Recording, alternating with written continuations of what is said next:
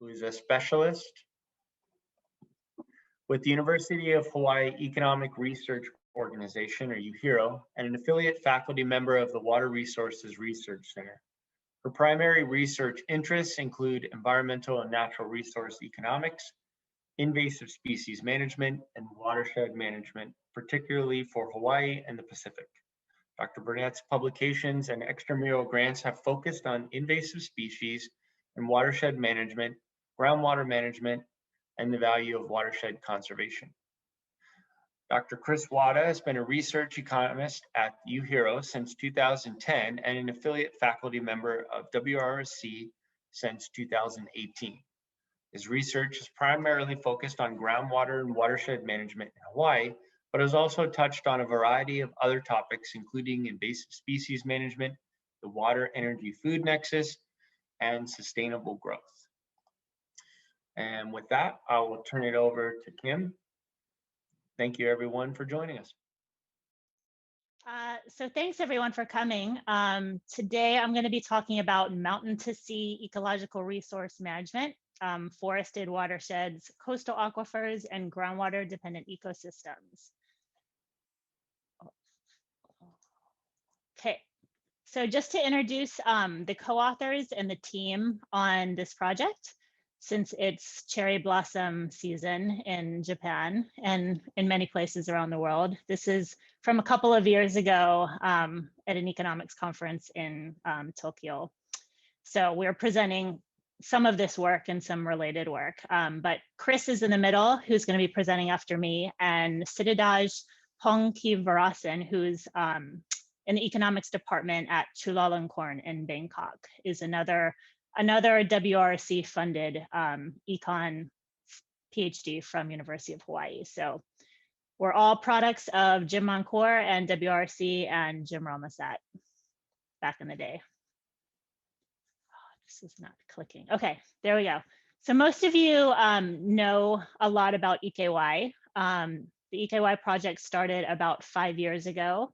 Now we're actually wrapping up the 5th year of the project at the end of May. But this work is part of that project, part of the larger project of EKY. And this is kind of the larger EKY framework, which started with stakeholder questions back 5 years ago, asking folks like Seaworm and Board of Water Supply, Department of Water Supply, and other community partners, kind of what are their major questions in the Pearl Harbor and also Hualalai aquifers on Oahu and Hawai'i Island. With those questions, we had many teams across campus and across both Manoa and the Big Island, looking at geophysics, microbiology, coastal hydrology, geochemistry, and using translations from Hawaiian newspapers and other Ike Hawaii resources. With all of that modeling, our team came in and did a lot of scenario analysis, cost benefit analysis, and kind of trade-off analysis, looking at basically what we learned with the groundwater modeling could help answer some of the stakeholder questions that were asked in both Pearl Harbor and Hualalai aquifers. And then hopefully with the goal of then informing decision-making on the ground, whether that be through Seaworm or Board of Water Supply, and other just kind of even watershed management to inform decisions about sustainable water use in Hawaii.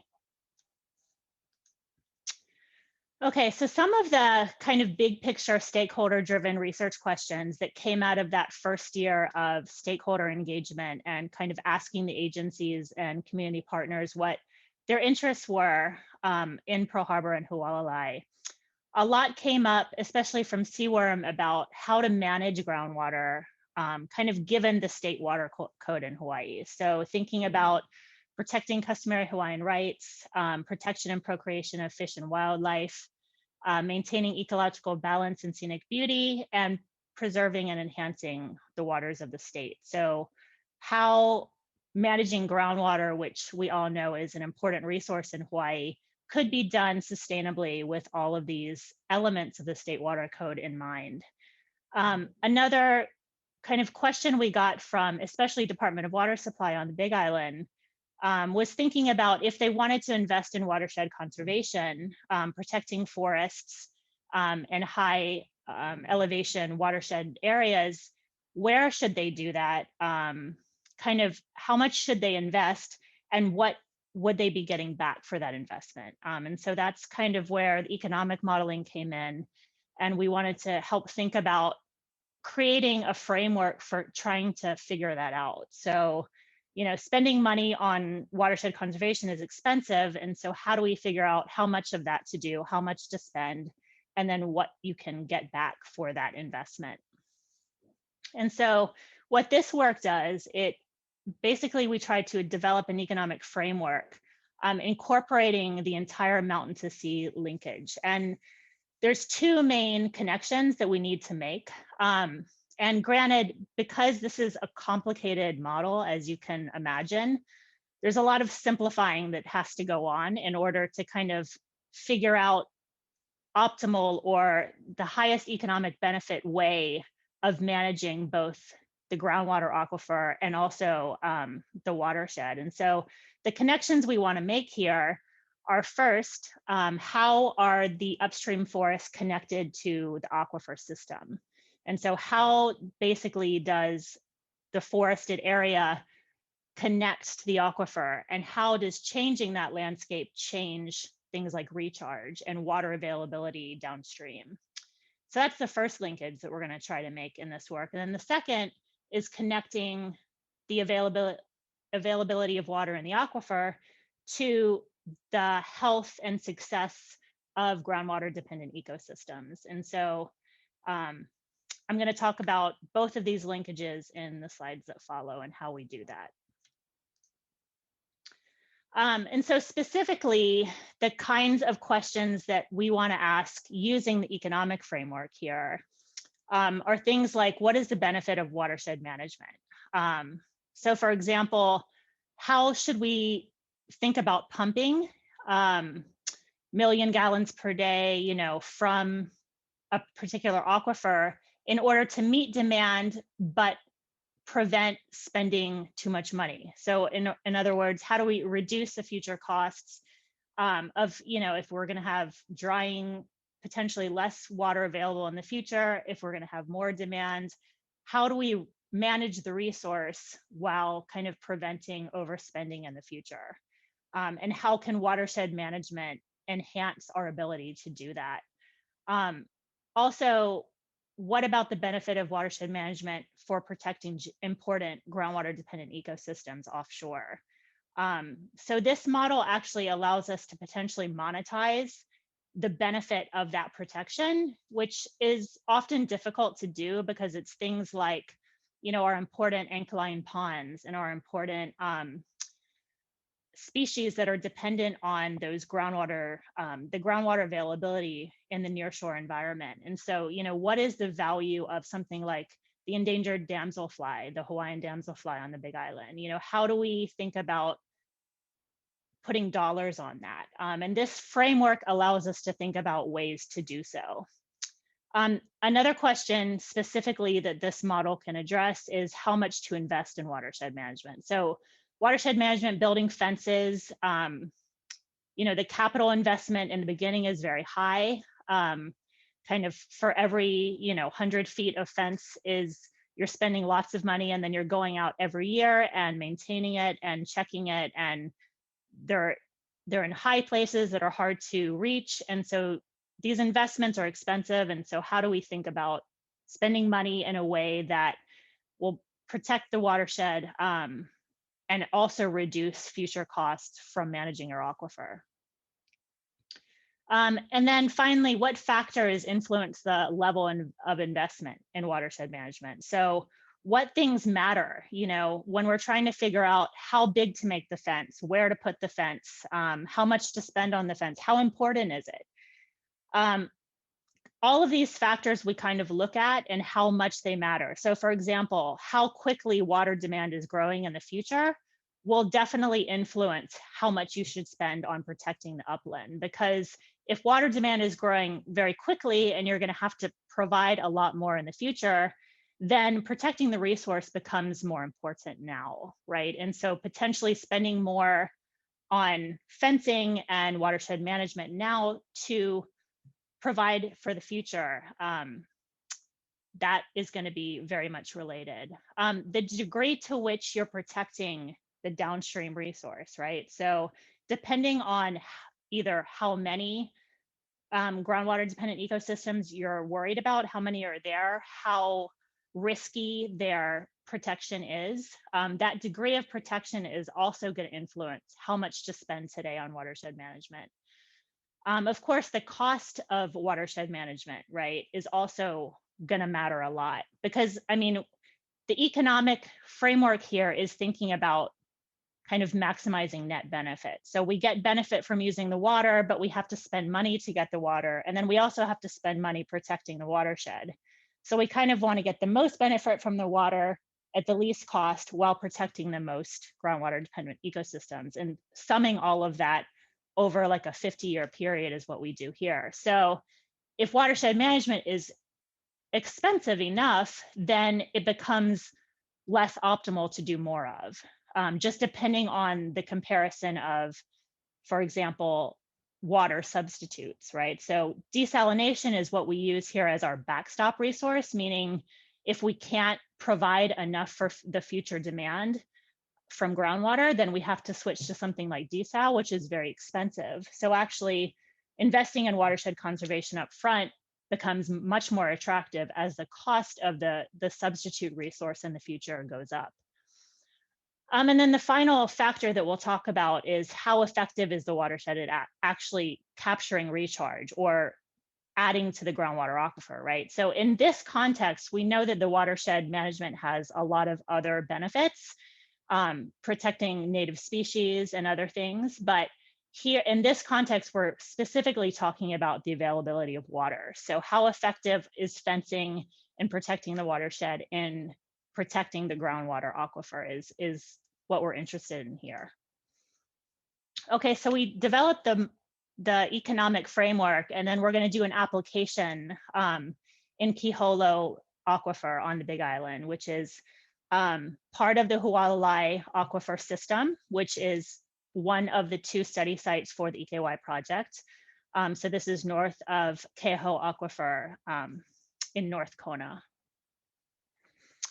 Okay, so kind of as I explained before, there's 2 main linkages that we're going to have to make in the economic management model in order to figure out what's basically we're trying to identify 2 things: how much water to pump every year from Kīholo aquifer to kind of maximize benefit, and also how much to invest in watershed conservation. So those are kind of our 2 variables we're trying to solve for over 50 years. But in order to do that, we have to kind of characterize these relationships. And the first is how land cover affects groundwater recharge. And you know, there's a lot of ongoing work in science looking at this now. The model that we use here, the economic model, simplifies it a lot, of course. And the more information we have, the better the model can be at thinking about how to manage both the groundwater aquifer and doing upstream watershed conservation. Because we all know, you know, this audience is very familiar with the fact that we have invasive species causing change in the watershed areas that we need to protect from. So that's why fencing is so important, fencing and removing these species. You know, the transpiration rates between at least strawberry guava and ohia, and I know this is being studied a lot more by the USGS now on Maui and other places, looking at the differences between native and invaded forests as far as transpiration rates. And then there's other elements that are going to be important, like fog interception, and also, you know, the understory will affect the recharge to runoff ratio. So we acknowledge that, you know, these are the reasons that watershed conservation matters. Our model is going to have to simplify a lot of this, of course, but kind of just the point being, the framework here is able to incorporate these changes and the better the science is, the better the management model can be.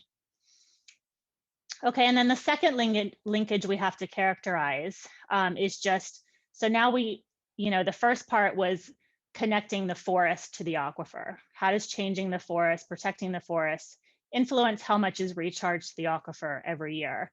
Now it's how does the aquifer level change the linked groundwater dependent ecosystems? And when we talk about the groundwater dependent ecosystems, it's things that are connected, to the salinity or the nutrients in the nearshore environment. So Opaiula is an example from the Kīholo area, the damselfly, like I mentioned, the ancholine ponds that are very important in the Kona area. And then the final picture here is from Sumida Farms on Oahu, which is another type of groundwater dependent ecosystem that it's thriving there because of the free flowing SGD and springs that are there, which is connected to the aquifer, which again is connected to the health of everything upstream. So this is a picture from Craig Glenn. I'm not sure if he's on today, but from the Kīholo area, kind of showing, the differences in temperature, right? So the dark blue is where the cold fresh water is coming out. And the nearshore, those GDEs are dependent on that source. And so, the whole point of this story is how does changing the forest change the aquifer, and how does that change everything that depends on this flow? So I think with that, I'm going to switch over to Chris. Now that Kim's kind of given the motivation of this project that we've been working on, I'll go a little more into detail about the methods and the model assumptions, and then discuss our key results. I just want to emphasize again, as Kim already mentioned, that we are making a lot of simplifying assumptions. So we are aware that there are a lot more complex models on both the hydrology side and the ecosystem side, but our goal was to develop a framework to connect all of these things and kind of overlay it with an economic optimization approach. So I'll start with the central component, which is the aquifer. And you don't really have to pay attention to the coefficient values. This is just to give you an idea of what kind of assumptions the model is using. In fact, we didn't measure anything for this study. All of these values are taken from previous studies in the literature. But the point here is just that we have a relatively simple model for the aquifer that some of you may be familiar, or probably a lot of you are familiar with the MINC robust analytical model that was used for many years previously by the state to determine the sustainable yield values. And it's simplistic in the sense that it's not modeling, the brackish transition zone, and it's not spatially heterogeneous. So we are using this kind of, I guess you call it like a bathtub model, where the inflows are the recharge and then the outflows are the discharge, in this case, SGD, and then how much water you pump out of the aquifer. And the only other thing to note here is that we're tracking the head level rather than the volume, although they're proportional to each other, because we'll see later that it's easier to use the head level when we're thinking about how to model things like the pumping costs and the discharge rates. So in the previous slide, you saw that recharge was a function of this variable n, which I didn't explain, but this is kind of a simplified way of thinking about a natural capital stock that we're calling the conservation capital. And this could be anything. As Kim mentioned, we're focusing on fencing to exclude ungulates that can disturb the watershed areas that we're interested in protecting for recharge. But the main point here is just that recharge is going to be a function of how much you invest in this fence or capital stock. And this is a graphical depiction of that function. And the main takeaway here is that you have diminishing returns as you increase the area of fence. This should be pretty intuitive. So typically you try to target areas that you expect to be more productive at protecting or capturing recharge. And then if the budget allows, you can build or expand on those fences, but the other areas may not be as productive or effective at protecting recharge. So you kind of have this diminishing curve here. And where you end up on the curve is going to depend on the optimization, as we'll see. So on the downstream side, we then have the link to the groundwater-dependent ecosystem. And for our particular study, we looked at a keystone indicator species, Limu manawea. This is important because it has a lot of, besides ecological value, cultural value, and people eat it, but probably the main reason why we selected this is because Kim and our other co-author, Siddharth, had done some work, I don't know how many years, maybe almost 10 years ago now, with Caio Duarte and Dan Amato, who some of you probably know. And they basically set up lab experiments that simulated the effect of changes to SGD on this particular Limu species. So you can see this occurs kind of in 3 stages. And so those experiments kind of allowed us to parameterize these equations, but it's still fairly simplistic. In the first stage, the SGD, or submarine groundwater discharge, is going to vary depending on the head level. So if you have a higher head level, you tend to have more discharge. If you have more discharge entering the nearshore, that's going to affect the salinity. And then if the salinity changes based on the lab experiments, we see a change in the growth rate of the algae species of interest. So our management decisions are going to affect the water flowing in and out, and ultimately that's going to affect our marine ecosystem of interest. Oops, why is it not advancing? Okay, so on top of all of that, we have these economic benefits and costs.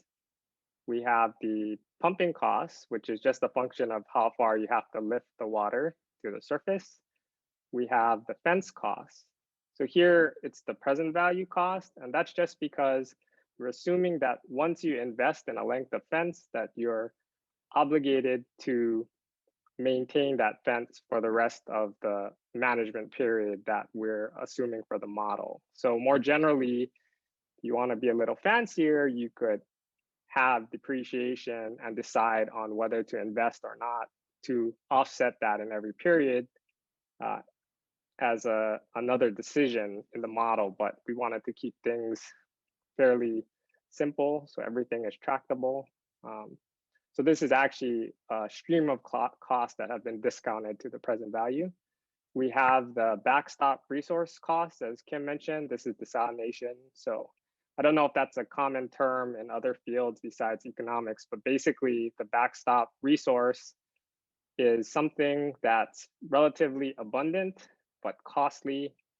And so if you are, I don't want to say over extracting, but if you extract a lot of your primary natural resource to the point where you need to supplement it or substitute it with something else, then this is kind of your next best alternative, although it tends to be costly. So typically you want to delay the implementation of this alternative as much as possible. And then we have a water demand function that was estimated using billing data for that area on the Big Island. So to kind of summarize, without any equations, basically how the model works is there are 3 control variables: how much you pump, how much to desalinate, if at all, and how much to invest in the fence. And these are decisions made in every year. We have a 50-year time horizon.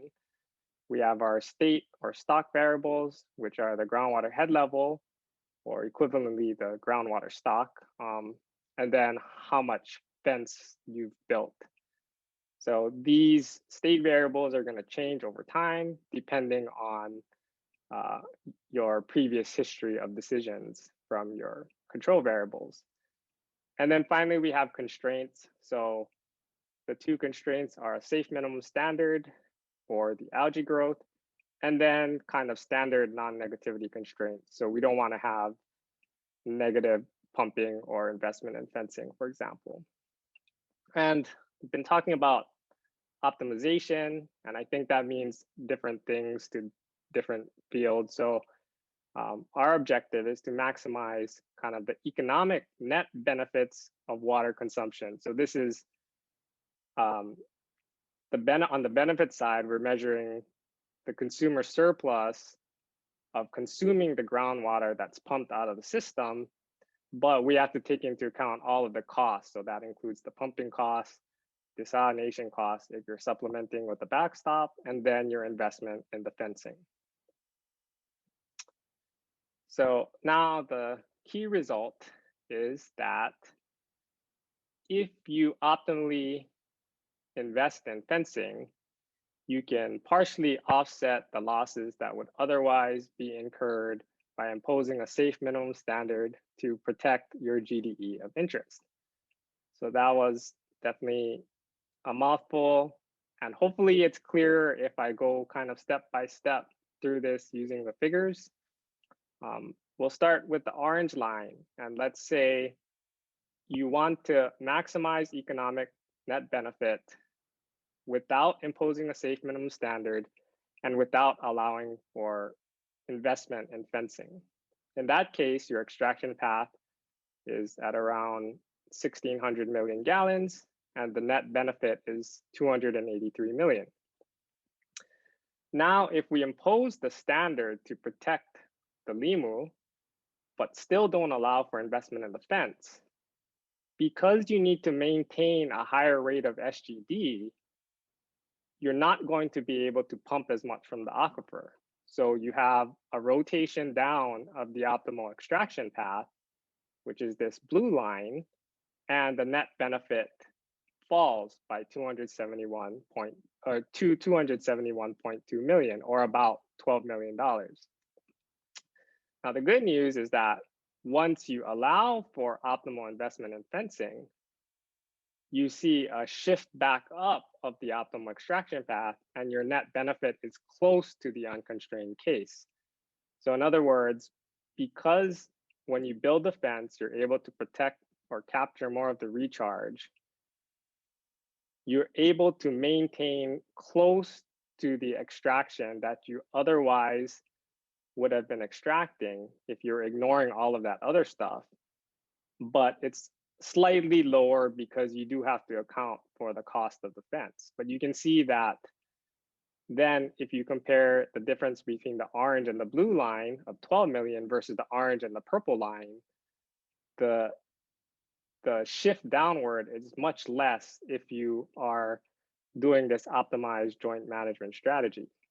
And note that, I think Kim mentioned this also, that the objective function does not directly include the value of the limu. So if we could confidently monetize the cultural value, the ecological value, all of those other values, we could actually include that in the objective function. So when we make the optimization decision, that's, automatically going to take that into account. But because we don't have the information to do that, we're incorporating it as a constraint. But one way you could kind of interpret a value is that if you compare the orange and the blue line on the left, if people are willing to incur that $12 million loss in terms of economic benefit of consumption in order to protect the GDE of interest,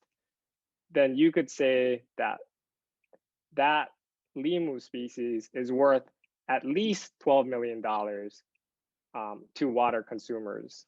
So this is kind of, as Kim mentioned, an indirect sort of way of valuing, or at least providing a minimum value for these types of linked GDEs when you start to look at it through the lens of the economics of water consumption and how they're all related. So then we did a little bit of sensitivity analysis.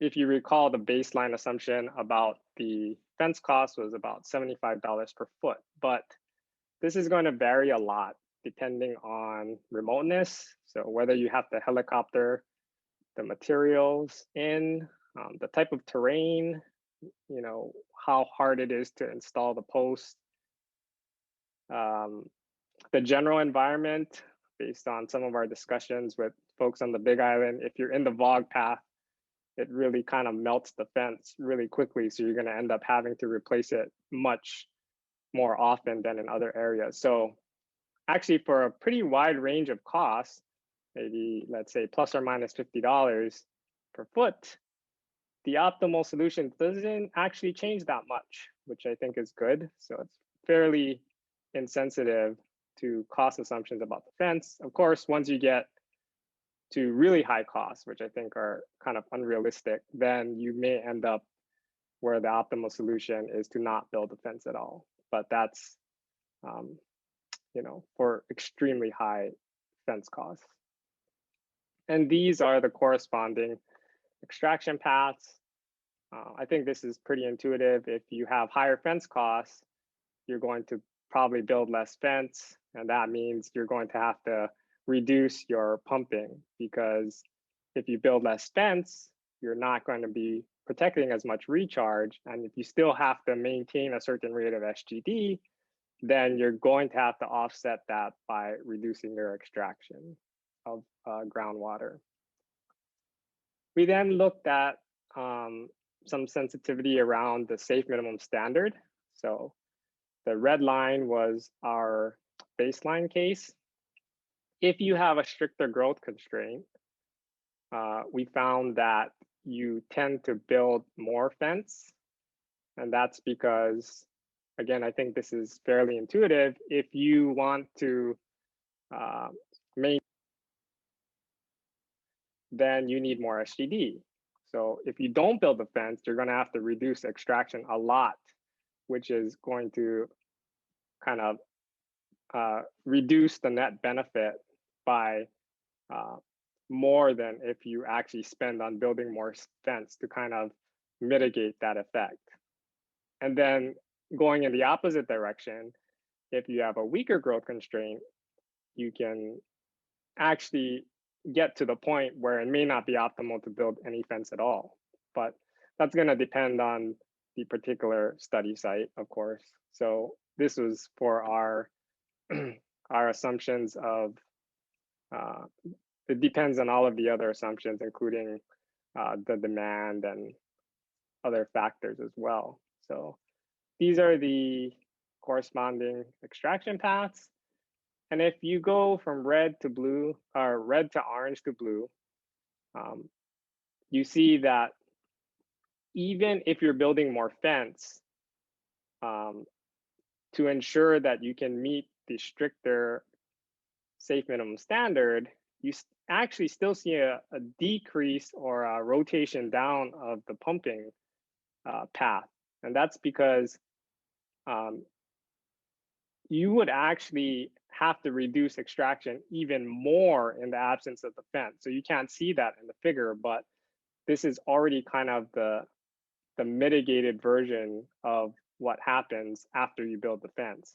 And then the green ends up somewhere in between, because here you're not building the fence. So on the one hand, you don't have to pay for the fence, which is a cost saving in our net benefit objective. But at the same time, because you're not building the fence, you're not getting that recharge protection. So those kind of have offsetting effects, and you end up somewhere in the middle. We also looked at sensitivity around the recharge function. So what that just means here is we adjusted the coefficient values on that equation, if you recall that diminishing marginal return curve. And we found that if you have higher recharge efficiency for your investment in the fence, in other words, for every foot or meter of fence that you install, you're protecting more recharge than in the baseline case. You actually end up optimally building less fence slightly than the baseline because you're kind of getting more bang for your buck. Alternatively, if you have a lower recharge efficiency or effectiveness for your conservation capital, you end up having to build more fence to maintain that target SGD rate and safe minimum standard for the limu. And these are the corresponding extraction paths. The baseline is in blue. So here, interestingly, if you have higher recharge effectiveness, even though you build less fence, you're actually able to extract more than the baseline case. So just because of the assumptions that we made on how much we varied the effectiveness, it turned out for these values that you kind of are able to capture or protect so much recharge that even with a little bit less fencing, you're still able to pump and consume more water. And then you have the opposite effect for the lower recharge case where you build more fence optimally. Finally, we looked at sensitivity analysis around water demand growth. So you may have noticed that I didn't actually mention anything about water demand growth up until now. And that's because in our base case, we assume static demand. So that's the orange.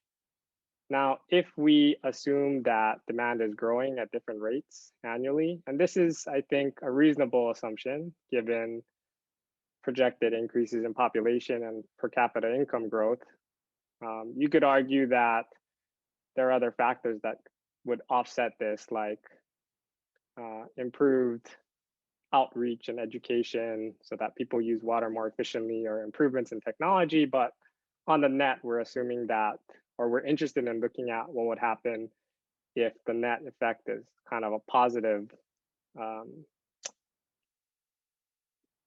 growth rate for demand. And you can see, unsurprisingly, as you increase the growth rate, you tend to build more fence. And this is because you're anticipating scarcity in the future. You know that the demand is going to be higher in the future. So in order to kind of delay implementation of the expensive backstop resource, it makes sense to build more fence. And these are what the extraction paths look like. The orange was the base case, and then you can see that as you increase the demand growth rate, then you have, you're rotating the extraction path upward. So just to quickly summarize, our key result was that if you allow for investment in forest protection, in our case, building fences, it can offset losses that would otherwise be incurred if you want to impose safe minimum standard to protect linked GDE of interest. We also saw that partially fencing the recharge capture area tends to be optimal in almost every case, meaning it's not cost effective to fence the entire area, but it's also typically never optimal to do nothing. So based on our model, you typically end up somewhere in between. We saw that if we have a stricter safe minimum standard for the GDE, then you tend to invest more. So because you know you have to maintain a higher rate of SGD, you need to build more fence in order to offset the reduction in extraction and water consumption that would otherwise have to be made to ensure that you're not negatively affecting the GDE that you're trying to protect. We saw that when your fencing or whatever the conservation capital is more effective at protecting recharge, then you actually invest a little bit less because you're getting more recharge protected per dollar invested. So you can still maintain that target rate of SGD and your safe minimum standard while investing a little bit less in the fence. So you have some cost savings there. And then we saw that when demand growth is high for water, then you tend to build more fence or invest more in your conservation capital stock because you're anticipating future scarcity when demand is higher in the future. And the idea is to delay as much as possible supplementing with your high cost alternative. So that is it. And I think we can take questions now. Thank you, Chris and Kim. That was an awesome presentation. We had one question in the chat, Adrian. I don't know if we, it looks like Kim, you were able to answer him via the chat, but Adrian, if you had anything further to add or you wanted to open a discussion, feel free to unmute yourself. I guess that that was solved. I did have a question for you, Chris, and probably Kim will be included on this. You know, you're talking about the fence costs and like increased demand for extraction. And maybe I missed this, but did you compare like what conservation measures for like reducing water in the end user's home? So like having low flow fixtures or, you know, removing lawns so they're not being irrigated and things like, was that included? And how do you balance kind of, you know, whether people will do that or, you know, is it better to do the fencing versus, you know, hopefully my question is kind of clear.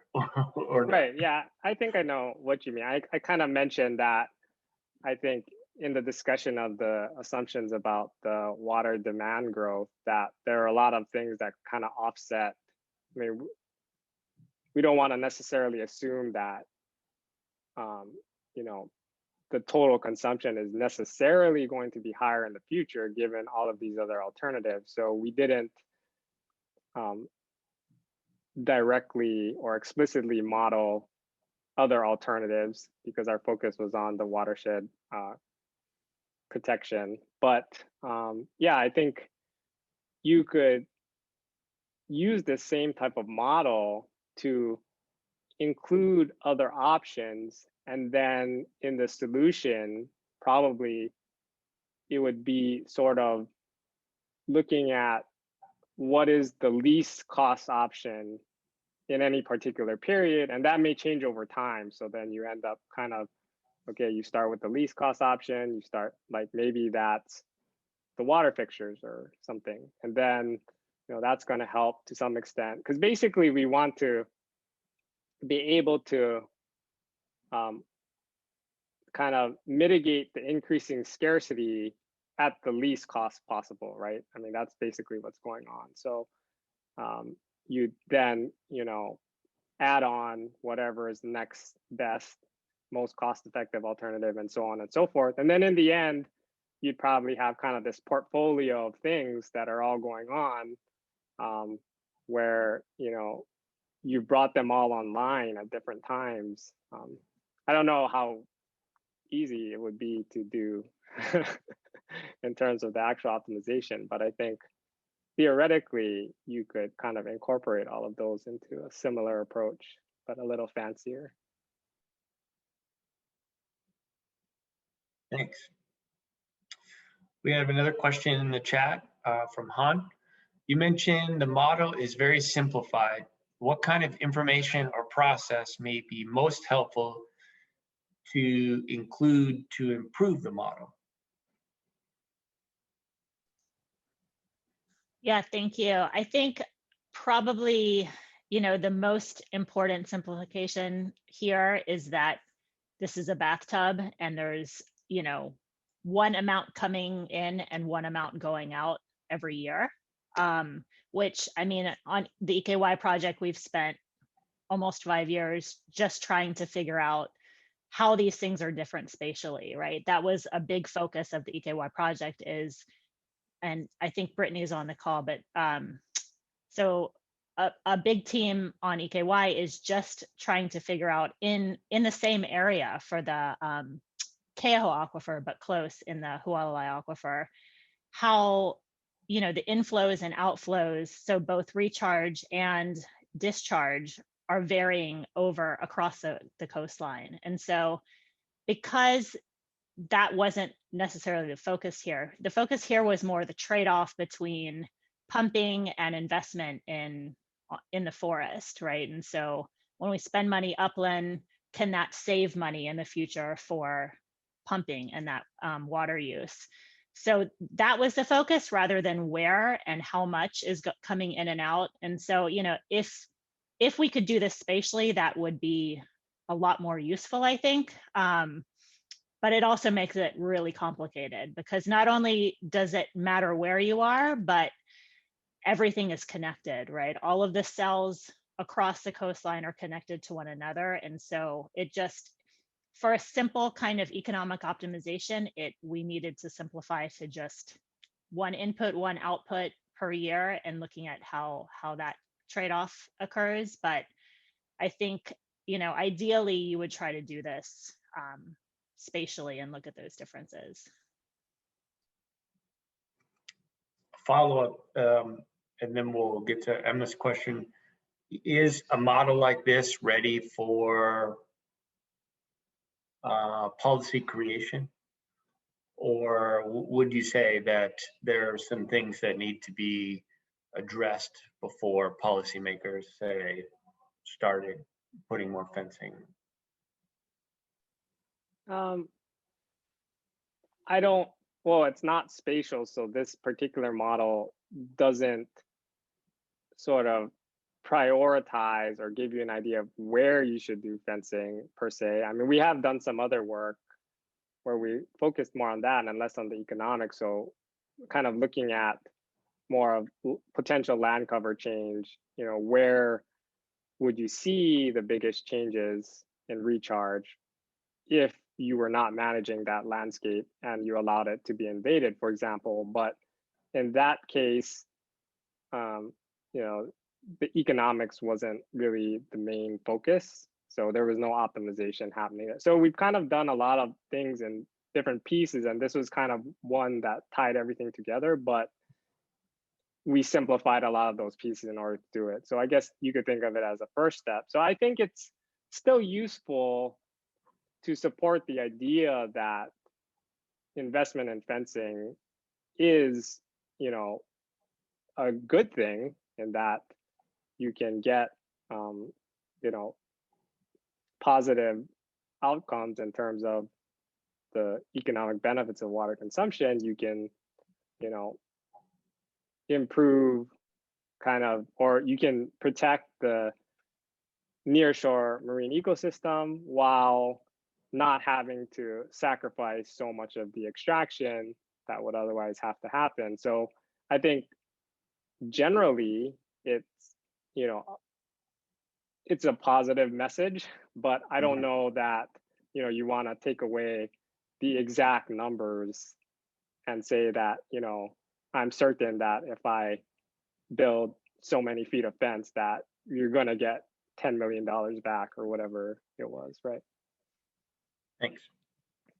So Emma's question is, does this analysis include any other economic benefits of fencing and forest protection beyond water recharge? For example, reduction of erosion, elimination of untreated animal wastes, carbon sequestration, plant and wildlife values? Right, so that's a really good point that it does not. So the only benefit of fencing in the model is towards the recharge function. So depending on how much fencing you build, you get X amount of recharge back. And so this kind of, it definitely underestimates the total benefit of watershed protection. This is only in terms of protecting the water for basically to link to the GDE of interest, which here is the native Limo species. So everything else that you mentioned, reducing erosion, eliminating untreated animal waste, all of those things are kind of above and beyond benefits that aren't quantified here. So it's a minimum. Thanks. Thanks, Emma, for that question. We're just about to the hour, and I want to be respectful of everyone's time. If anyone has any additional questions, please put them in the chat, and I will email our presenters. I'm going to turn it over to Dr. Tom Gianbaluca, who is the director, to say a few closing words. And I just want to extend a warm thank you to Chris and Kim. Excellent presentation, and we appreciate you hosting. Great, thanks, Mike. And thank you for hosting this seminar and doing so throughout the semester. And thanks to those in background helping you as well, April and Pat and others. But especially thank you, Kim and Chris, for a great presentation, really informative. And we appreciate you joining our seminar series. So, and thanks to all of you who tuned in. Have a great weekend and see you again. Thank you all.